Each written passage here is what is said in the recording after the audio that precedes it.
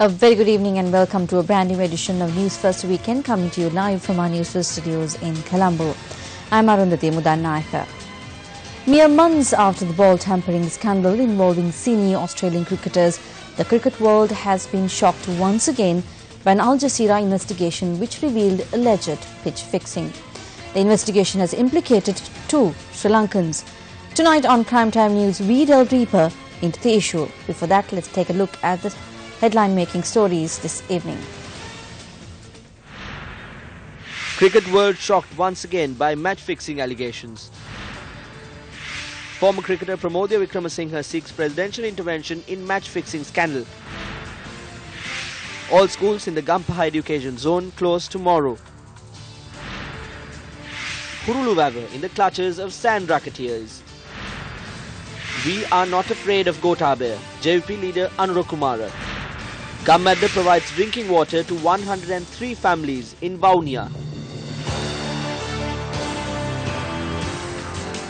Now the stories in detail. Speaking at an event held in Kandy today, senior journalist Victor Ivan commented on the current state of the country. If you take Sri Lanka today, Parliament is rotten. The presidents are rotten. The judiciary is rotten. The entire state machinery is rotten. There is no institution at all that has procedure and is functioning properly in all of Sri Lanka. There are only institutions which are a burden on the people. The politicians of this country cannot change the path the country is on. The politicians are past their sell-by date. The most dangerous issue is the intellectual bankruptcy of Sri Lanka's leaders and intellectuals. There are several simple examples of this. We must understand this. One factor is the 19th Amendment to the Constitution. This prevents the dissolution of Parliament even in an emergency situation. Although you change the sheets, the stink does not disappear. Only the people can bring about change at this moment. A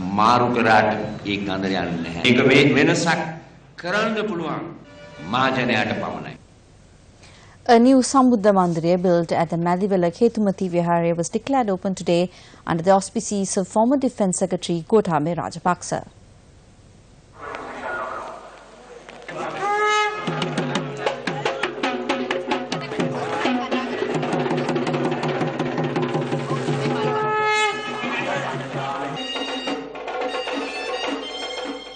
The Buddha Mandiriya was constructed with donations from wealthy benefactors at a cost of 9 million rupees. Sri Lanka Freedom Party Western Provincial Councillor Hector Bethmage was also present at the occasion.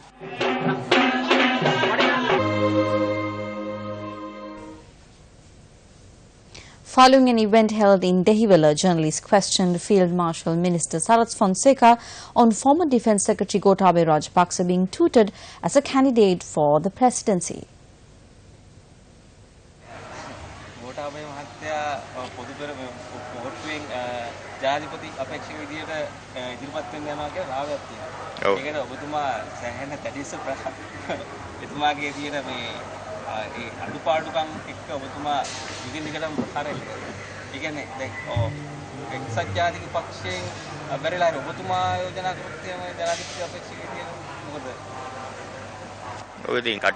Yes, there is a group which says that Gotabaya Rajapaksa should be brought in. There was a demand from the people of the country at one point that I should hold that position, and so I was nominated.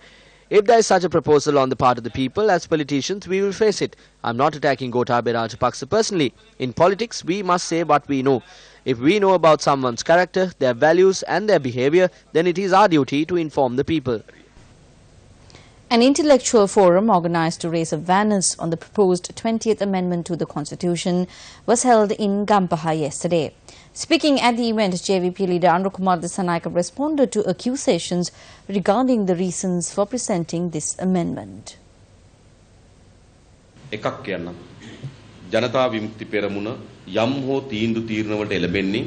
must say one thing, the JVP does not make decisions out of fear of any person.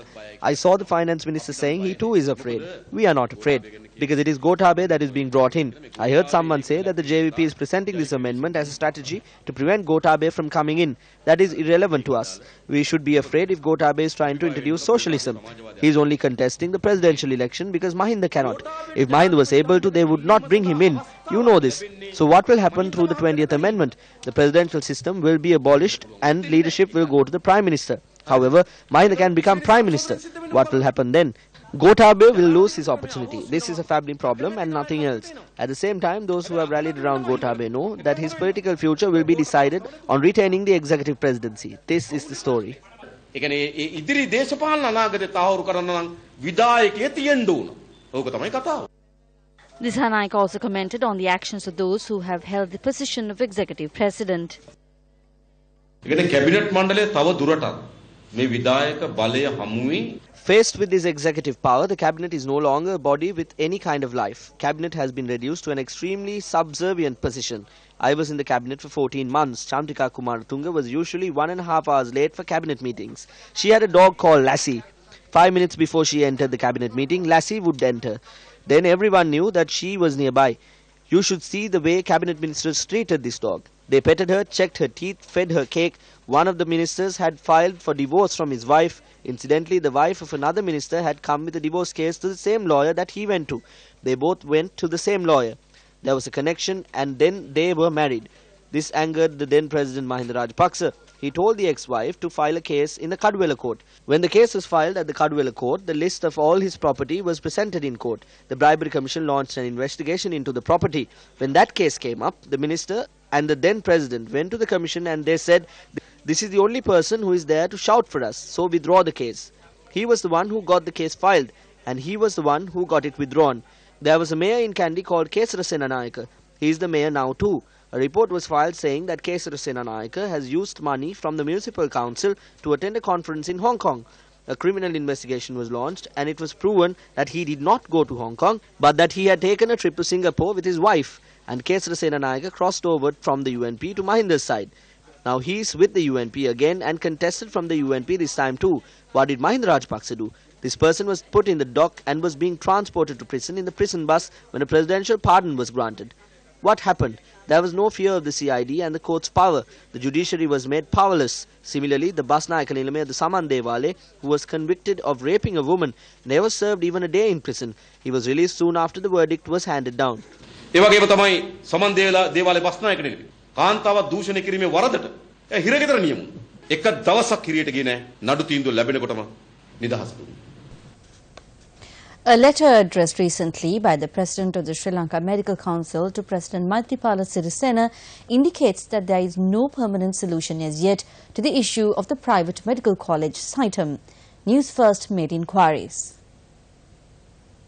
Over the past 2 years, there has been intense opposition within the country to the granting of medical degrees by the Saitam institution in Malabar. The public faced severe hardships as a result of protests by university student unions, the Government Medical Officers Association and strikes at hospitals. Eventually, the President too intervened to settle the issue and also appointed a committee to devise a permanent solution. Through the legal handover of all assets and liabilities, students and staff of Saitam to the new institution, Saitam will be abolished. That is the legal situation. We had given a deadline that this must be completed by the 31st of December. However, the issue has not been settled. Last week, cabinet approval was granted to transfer 980 Saitam students to the Kothalawala Defence University. Responding to this move, President of the Sri Lanka Medical Council, Professor Colvin Gunaratna, addressed a letter to the President claiming that enforcing this decision would pose a challenge to safeguarding standards of medical education in the country. The letter went on to note that there is a danger of doctors being created in the country without the approval of the Medical Council. It should be examined if these students have the required qualifications. We should check their practical knowledge and their skills. If there are any issues, the KDU must train them. A discussion was held yesterday between the JVP and the Inter-University Students' Federation on the new Kothalawala Defence University Act. The meeting was held at the JVP headquarters in Palavatta. This government attempted to introduce private medical universities to the country through Saitam. Now they are attempting to take the Kothalawala Defence University, which is a state university, and open it to the private sector and privatize it. That is why they are preparing to introduce this act. A medical student with an overseas qualification must sit for a final exam set by the Sri Lanka Medical Council in order to be registered as a medical practitioner in the country. However, should the students who will now be graduating from KDU also sit for this exam. The Sri Lanka Medical Council holds a special exam for those who have obtained the overseas qualification. The Act has included that recommendation. But according to the current law, those who graduated from a local university do not have to sit for this special exam. The anti-Saitan protest, which for 2 years hampered the day-to-day lives of the people and delayed the education of medical students, are about to come to the fore once again, wearing a new face. Shouldn't the relevant authorities and ministers identify this danger and seek to immediately act on the letter to the President by Professor Colvin Gunaratne? Is it not the responsibility of the Sri Lanka Medical Council to provide an expedite solution to the shortage of doctors in the country and actively advocate in such national issues? Yesterday it was reported that there are only 2 specialist doctors in the entire southern province to deal with a deadly outbreak of viral fever. Is the Sri Lanka Medical Council unable to intervene in such sensitive matters? Failure to act when necessary should result in politically motivated cartels acting in their own self-interest, pushing the country into yet another crisis. First, the Sunday Times, quoting an authoritative source, reports that the US Department of Justice is moving to indict former Sri Lankan Ambassador Jalia Wickremesuriya on money laundering charges. The Sunday Times notes there is a move based on a probe by the Federal Bureau of Investigation or FBI and approved by a grand jury to indict Jalia Wickremesuriya. The newspaper adds that diplomatic immunity granted to Jalia Wickremesuriya during his tenure as Sri Lanka's ambassador in Washington was waived by the Ministry of Foreign Affairs, clearing the path for the indictment. Wickremesuriya has filed a writ petition in Sri Lanka's Court of Appeal challenging the removal of immunity, but it was dismissed on the 29th of March this year. He has now filed a fundamental rights petition before the Supreme Court on the same issue. There is also an open warrant for Jalia Wickremesuriya's arrest. It was issued by the Colombo Fort Magistrate after he failed to appear in court. The Financial Crimes Investigation Division in its B report B21/2016 submitted to the Fort Magistrate says the diplomat pocketed $322,027 and 35 cents out of a sum of $6.6 million allocated to purchase a building in USA. Wickremesuriya was residing in the United States and engaging in the business of tea export at the time he was appointed as the Consular General to the Sri Lankan Mission in Los Angeles in 2008 and held the position till 2014. The body of police constable Dilan Sampath, who was caught in a current while attempting to rescue stranded flood victims, was recovered today. 28-year-old Constable Dilan Pereira was among a group of police officers from the Madampe police who were engaged in a rescue operation on Friday to save a group of children who were stranded in several homes in the Galmurwa area in Madampe. While the rescuers succeeded in saving all of the children, Dilan was caught by a current. A search operation was launched immediately by security forces and area residents. However, Dilan's body was recovered this morning in Udalavela, about 200 meters from where he went missing. The body was taken to the Chilau hospital for the post-mortem examination, following which it was to be handed over to Constable Dilan Sampath's family. Police headquarters issued a statement noting that IGP Pujit Jayasundara had recommended that Constable Dilan Sampath be posthumously promoted to the rank of sergeant.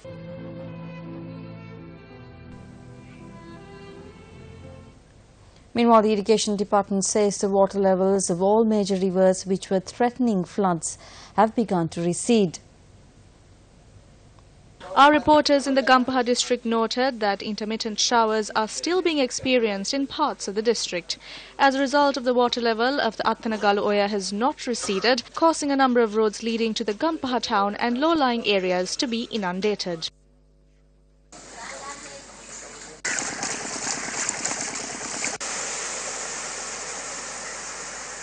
The Jayal Canal, which also overflowed due to the rising waters of the river, is still overflowing. Low-lying areas around the Jayala town and much of Bopitia were still submerged as of this evening. Our correspondent noted that as a result of the rising water level, the risk of the canal banks collapsing still persists. The security forces and area residents were seen using sandbags to reinforce the canal walls in order to mitigate the damage. Intermittent showers are also persisting in the Puttalam district, causing many low-lying areas to be inundated. The spill gates of the Periyan Kadavala Reservoir in Mundalama have been opened due to heavy rainfall.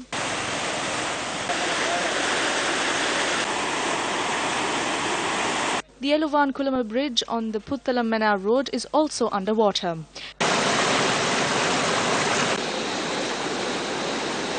Two homes were damaged by minor landslides in the Galnavatta area in Mianvita Deraniyagala in the Kegol district. The area has been declared as a risk zone for landslides, and while area residents were asked to evacuate, they say they were not informed where to go. We have no way of going to school. We don't have clothes. We can't even travel in the road. They asked us to move, but we don't know where to go. While the water level of the Nilwala river has begun to recede, several low-lying areas, including Kadduwa, were still underwater. Low-lying areas in Angurwathota, Varakagoda, Ingiriya, and Valpitiya and Horana are still inundated after the Kalu River broke its bank.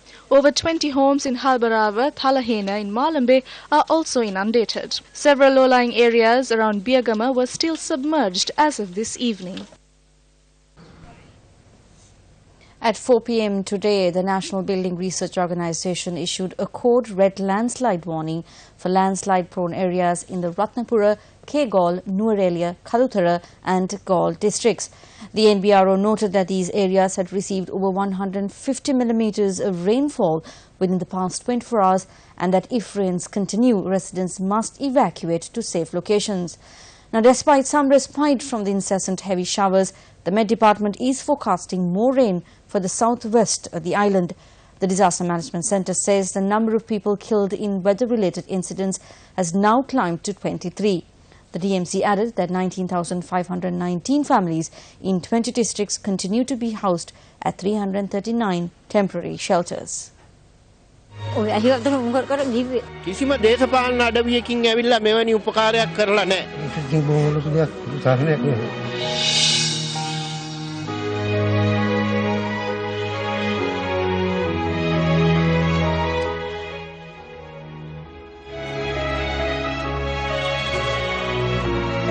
Thank you, Sri Lanka.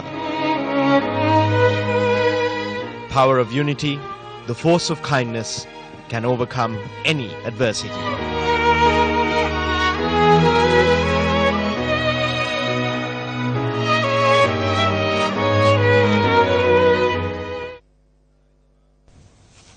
Hurlurava, a reservoir built during the reign of King Mahasen in the 3rd century AD, has now fallen into the clutches of sand mining racketeers.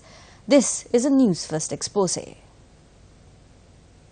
The Hurlurava Reservoir in Garenbindunuava irrigates the fields of over 4,000 paddy farmers, amounting to an area of about 10,000 acres. However, catastrophe has now befallen this ancient reservoir after it fell into the clutches of a sand mining racket.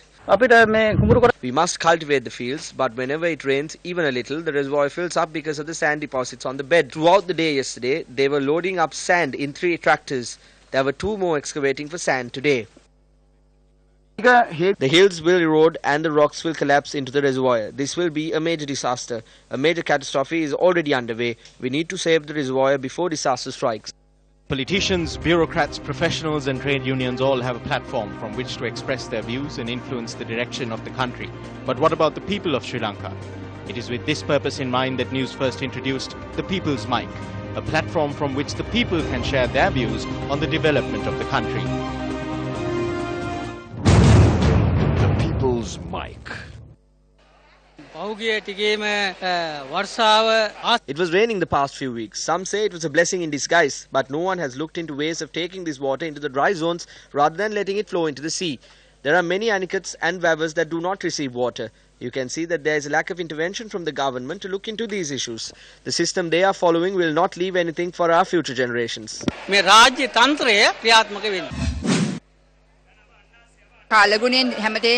People are affected by the weather. Everyday relief is being provided. Why are there no solutions to this? We cannot remain in a developing country. We must be a developed country. The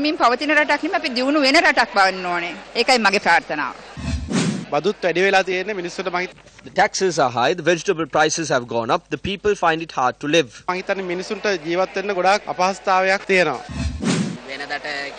Usually, if we take a kilogram or 500 grams home, today we are unable to even take 250 grams. The cost of living has increased. We do not comprehend as to what they are doing. Though the country looks good at surface level, they have turned this into Somalia. Do whatever you have to do now to resurrect the country. The People's Mic. Following the end of the war, the most pressing issue facing over 100 families in the village of Kapachi, Vaunia, was the lack of access to clean water. Today, only a year after the Gammatha initiative took on the challenge of addressing this problem, the people of Kapachi were provided with a permanent solution.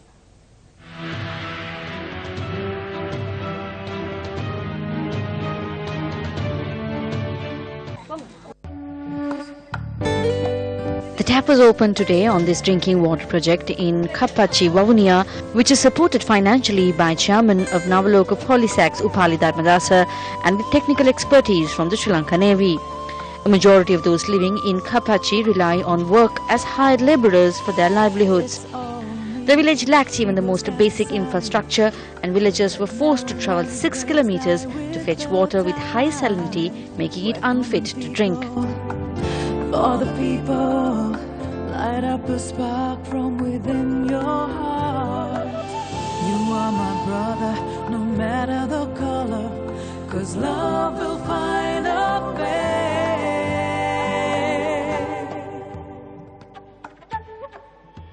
Wasted tears roll down. The project leader for this initiative was Newsfirst Christina Ratnam. The opening ceremony today was graced by Lieutenant D.P. Gamage of the Sri Lanka Navy, Newsfirst Director of New Media K. Myron, and Gammatha National Organizer Kenneth Virakodi.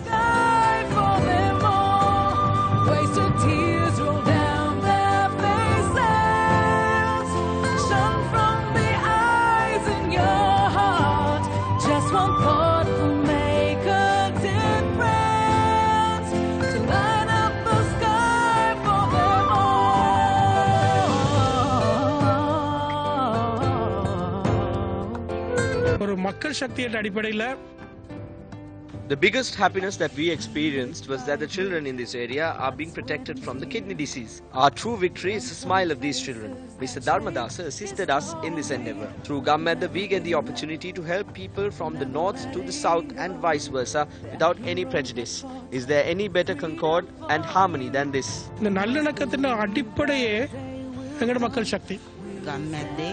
Gammatha has provided us with clean water. This is a very happy moment. Because of the water we drank, many people fell ill with kidney diseases. But this will provide us with clean, filtered water. We had to suffer many hardships to get water. There was no clean drinking water. Now Sirasa has given us this clean drinking water project. Chettikulam and Kapachi have a very high level of kidney disease. We are extremely thankful to Sirasa TV and also to the Sri Lanka Navy who helped us with this project. Just one call and make a difference. To light up the sky for them all. Another successful project undertaken by the people for the people under the Gammatha initiative. Drops of water trickle down the stream while they plow the land of the valley of the green. They're searching for the light, but they see no hope in sight. Water.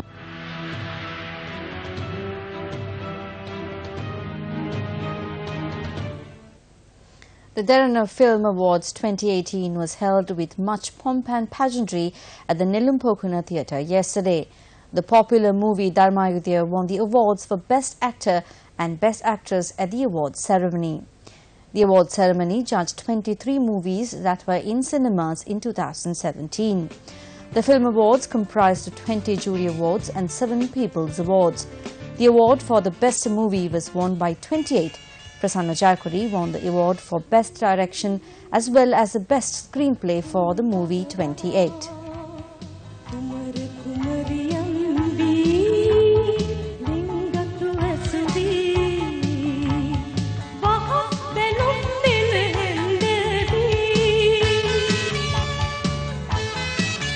Dharmayudhya was adjudged the most popular movie of the year. Jackson Anthony and Dilhani Ekanayaka, who played lead roles in the movie, won the awards for Best Actor and Best Actress respectively. Kumara Thirumadura, who played a supporting role in Dharmayudhya, won the award for Best Supporting Actor. Umali Tilakaratna, who acted in the movie A-Level, won the award for the Best Female Supporting Actor.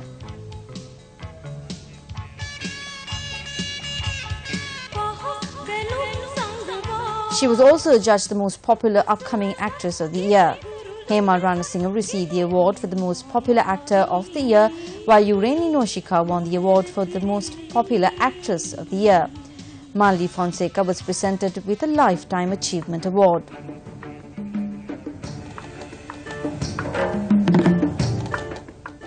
We congratulate Dharmayuddaya for the awards received.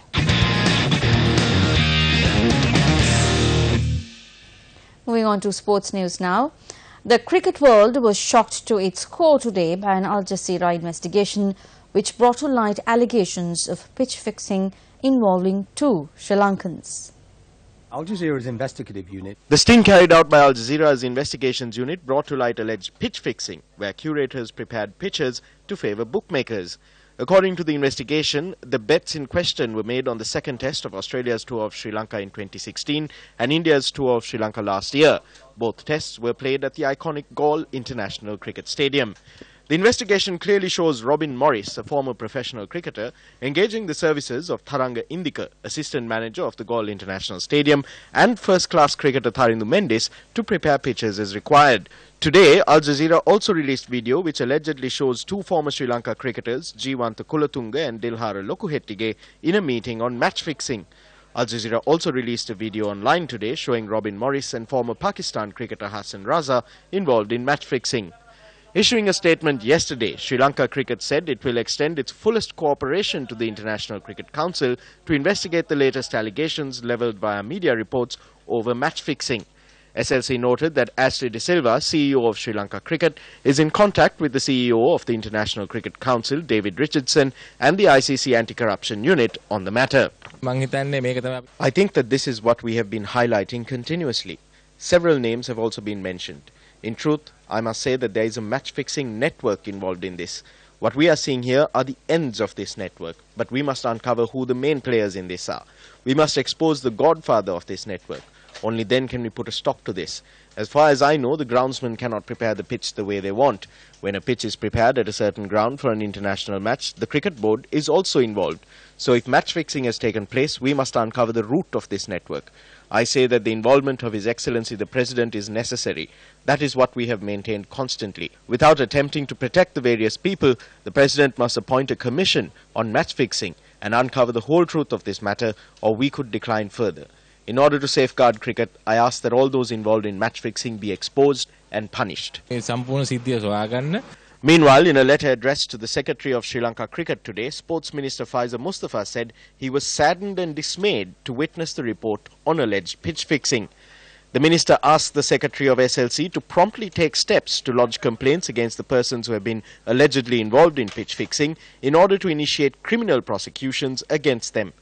Mustafa also calls on SLC to initiate an independent investigation to determine the veracity of the allegations and to impose strict punishments on any employee, agent or assign of Sri Lanka Cricket found to have been involved in the alleged incident.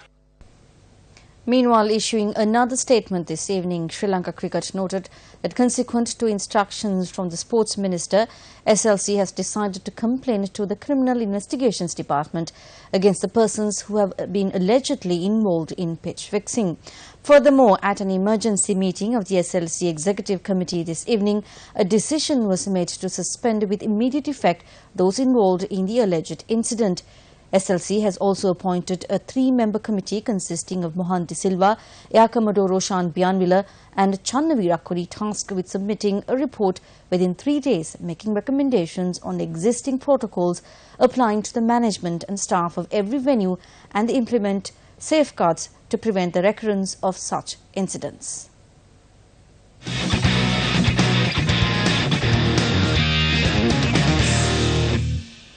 And with that, we wrap up tonight's edition of Weekend Primetime News. Thank you very much for joining us.